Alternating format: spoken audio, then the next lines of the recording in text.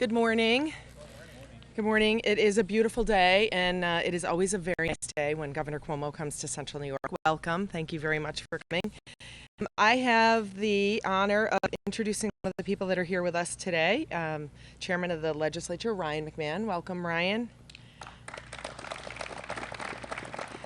The President of the Syracuse Common Council, Van Robinson, is with us. We have our local officials, the Solvay Mayor Benedetti and Geddes Supervisor Manny Falcone. Welcome to both of you. And the Executive Director of Home Headquarters, Carrie Quaglia, is here. And welcome, Carrie. And the President and CEO of Housing Visions, Kenyon Craig. Thank you for joining us.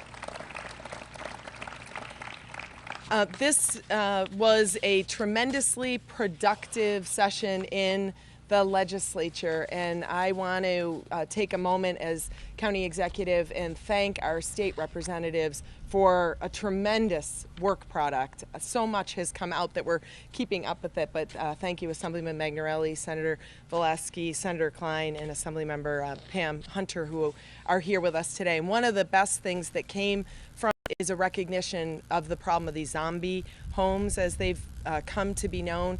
And this is really a good illustration right here behind me. I mean, there's an absolutely beautiful house that's so well maintained, and the property value dramatically negatively impacted by the one next door. And we have seen as time has gone by that the banks aren't keeping the properties up, that there's nobody being held responsible, and homeowners that are doing a nice job of keeping track of their property just don't have any help. And this new legislation to address these zombie homes is going to make a big difference. And thank you very much for the work that you did to make this happen. And I will introduce one of those people who made it possible, Assemblywoman Pam Hunter.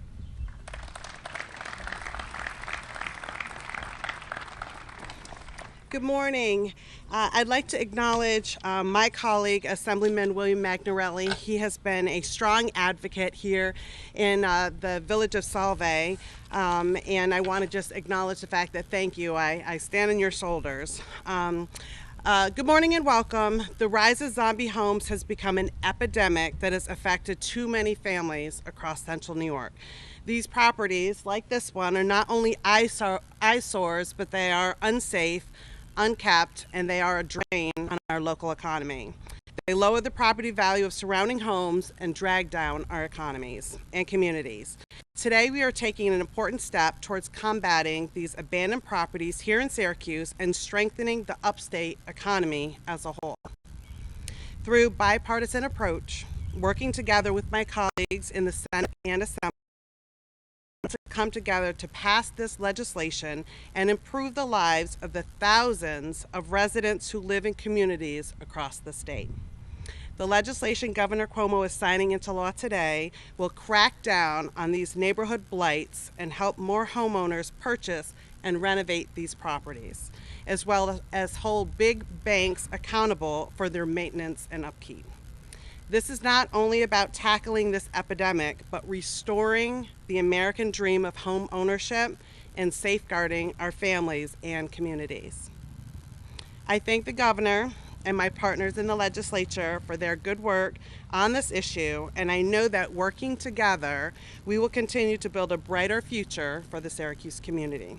Now please join me in welcoming another leader who has fought very hard to combat zombie properties across the state. Join me in welcoming Senator Klein. Thank you very much, Pam. It's a pleasure to be here, and I want to give a very special shout out to one of my friends and someone who does such great work for Central New York, the co-leader and the deputy leader of the Independent Democratic Conference, Senator David Valesky. Let's give him a round of applause, everyone. This is truly a victory for all communities today, thanks to the governor when he signs this legislation.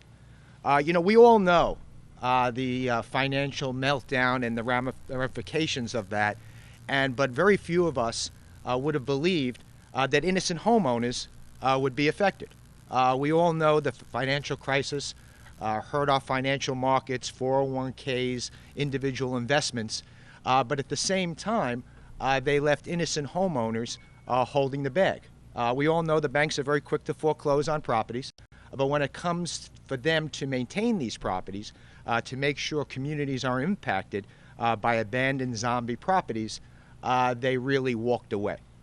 We changed that today, and it took a lot of hard work by a lot of the people here today.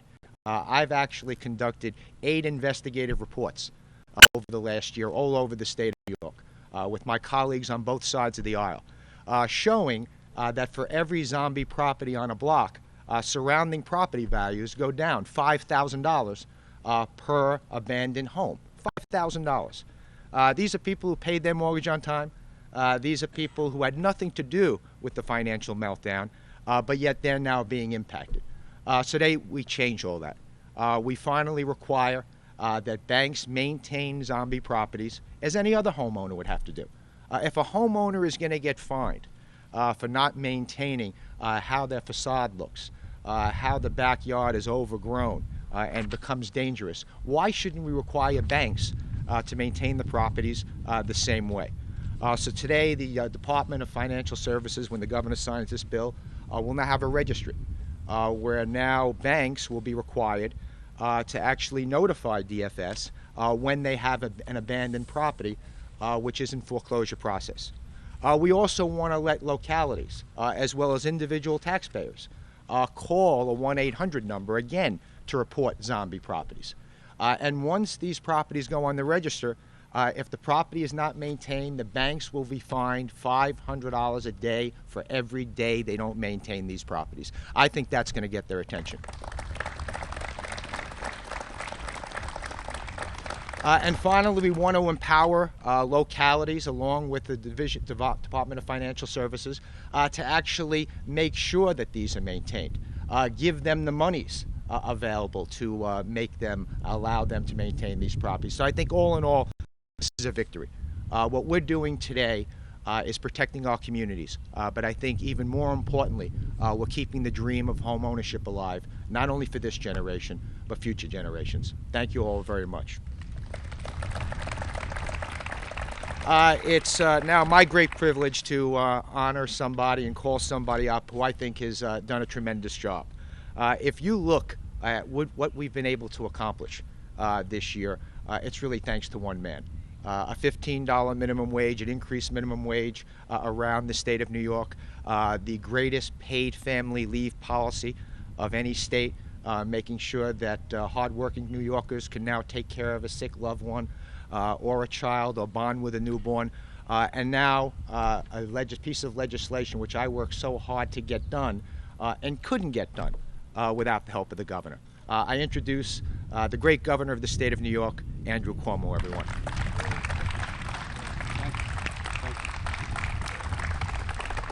Thank you. Thank you very much. Thank you. Thank you very much. It's my pleasure to be back in Onondaga. One of the laws we passed that hasn't been mentioned, we passed a law that whenever the governor visits Onondaga, the sun will shine, and I'm glad to see that law is working. But it is a beautiful, beautiful day. First, to all my friends here, County Executive Joni Mahoney, let's give her a big round of applause for her great job. And to Ryan McMahon and Ron Benedetti and Manny Falcone and Van Robinson, pleasure to be with you, gentlemen. We have a motorcycle ride coming up, Manny. We're going to see how good you are on that bike. I'm going to take you up on that. And to the state representatives, Pam Hunter, who's a relative newcomer in Albany, but we loved having you, and it was a very productive first year for you. Congratulations to you. Bill Magnarelli, it was not his first year, but he brings experience and strength to the table, and he always does a great job. Pleasure to be with you, Assemblyman Magnarelli.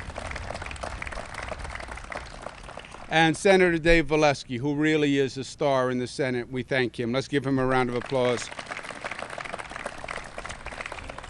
We have Senator Jeff Klein with us today, who is not from Onondaga. He actually represents an area of New York City, but he's with us today because he has championed this issue of so-called zombie homes, abandoned homes. He's worked on it for years and years, and this is in many ways the product of his work over many years, substantive work, important work, and it's going to change policy all across the state. So the entire state thanks Senator Klein for his good work on this, and it's a pleasure to have him with us today. First is you can see on the smiles of your state delegation that it's good to be home for them. They've been sequestered in Albany for the past 6 months. You know, the legislative session goes from January to about June, and it was over last week. And when you get towards the end of that legislative session, it's like a horse going back to the barn. Everybody just wants to get home, it's good to see that they have their color back and their smiles back now that they've been home for a while. But it really was a productive legislative session. As you heard from Jeff Klein, a lot of firsts where New York once again tackled the toughest problems, and we did it first. That paid family leave program is going to be a national precedent where we give women and men the ability to both honor their family and be there for their family in times of hardship, in times of births, but also maintain employment.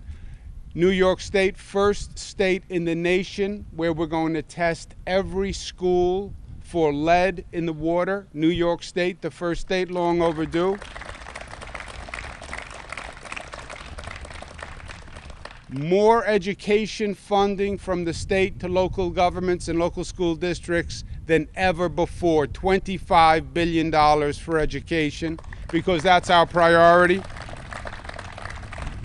We passed a bill that we signed yesterday that has this state with a model program to fight heroin and opioid addiction, which is a scourge all across upstate New York. And the White House called to ask us if they could use our program as a model for the other states. That's how good that program is. And on top of it all, we passed something that gives me the opportunity to make additional wages. We passed the greatest tax cut for the middle class, where the middle class, from 0 to 300,000, the income tax rate is the lowest in 70 years, believe it or not.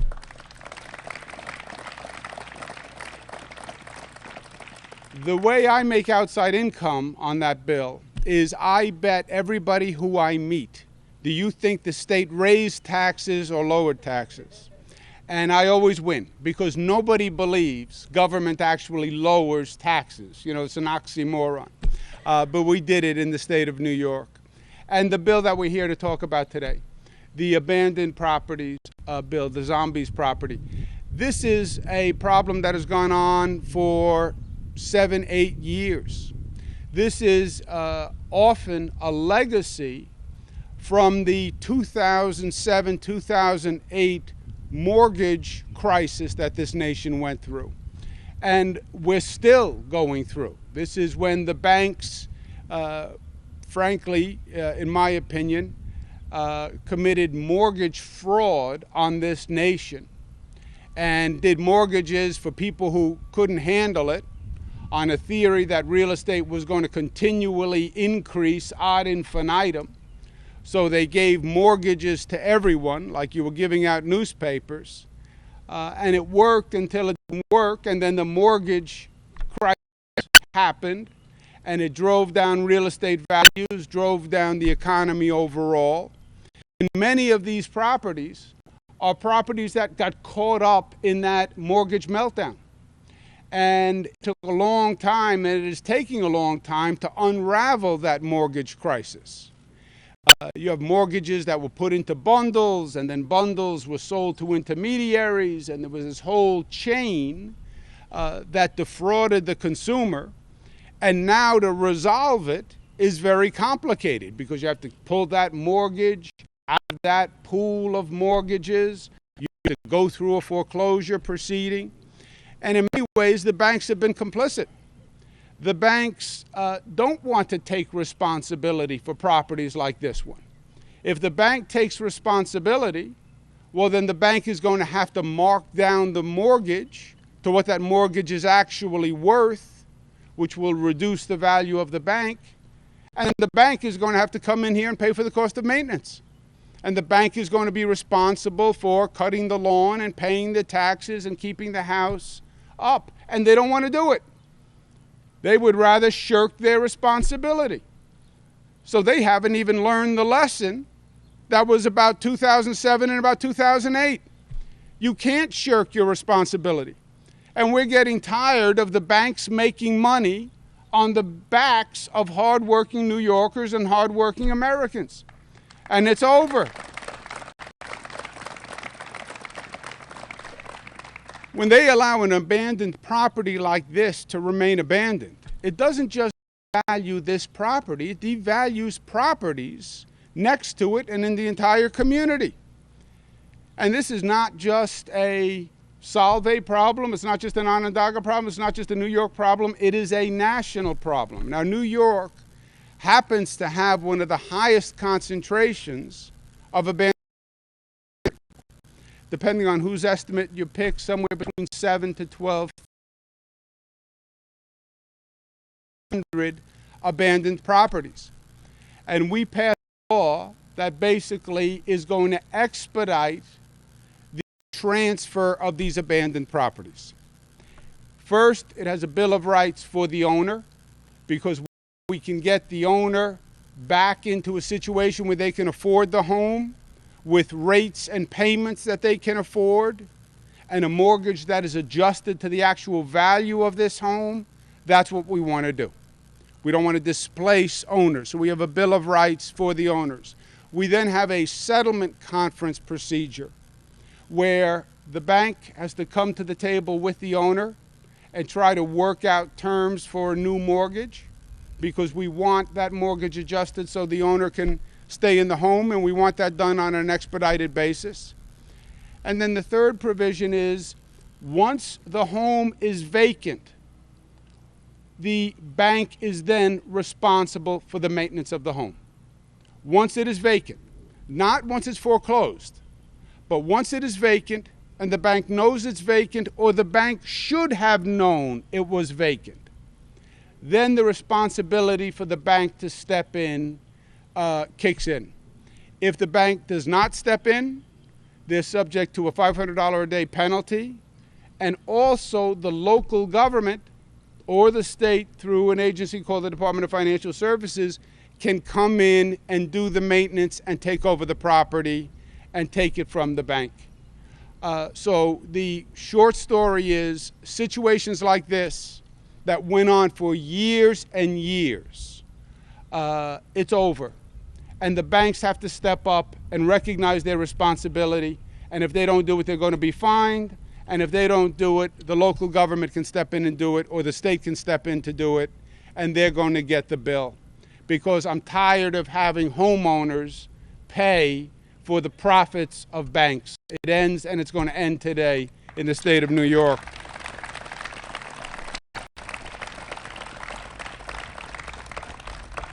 And you know, on the way here today, I just stopped and did another quick tour of the State Fairgrounds, which has gone through such a transformation. The county executive and a number of us were there the other day to cut the ribbon on the new entranceway, which just looks so much better. The entire fairgrounds has had a facelift, which was long overdue, but you really get the sense that it's a new day. So many positive things. The amphitheater that the county did, which is beautiful. We were here a couple of weeks ago to announce new jobs coming to Central New York with Terrakeet and Ascension Gaming. Just good news after good news. The unemployment numbers came out yesterday or the day before. Central New York, in 1 year, the unemployment dropped from 5.5 to 4.3 in 1 year. Just think about that.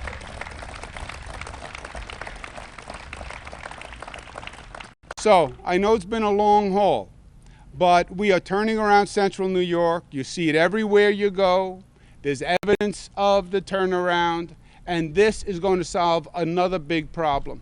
that anchored neighborhoods for many, many years. And today is the beginning of the end for these homes that have artificially had their values depressed because the banks haven't been responsible. Again, that ends in about 30 seconds when I sign that bill. Thank you very much.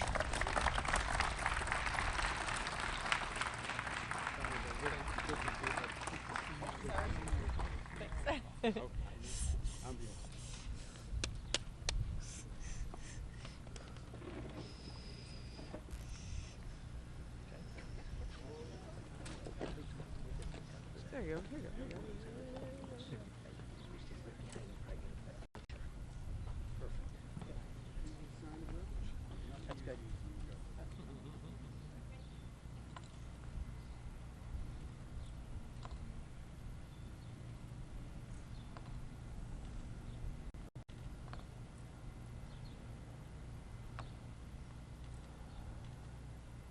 Congratulations, the bill is signed.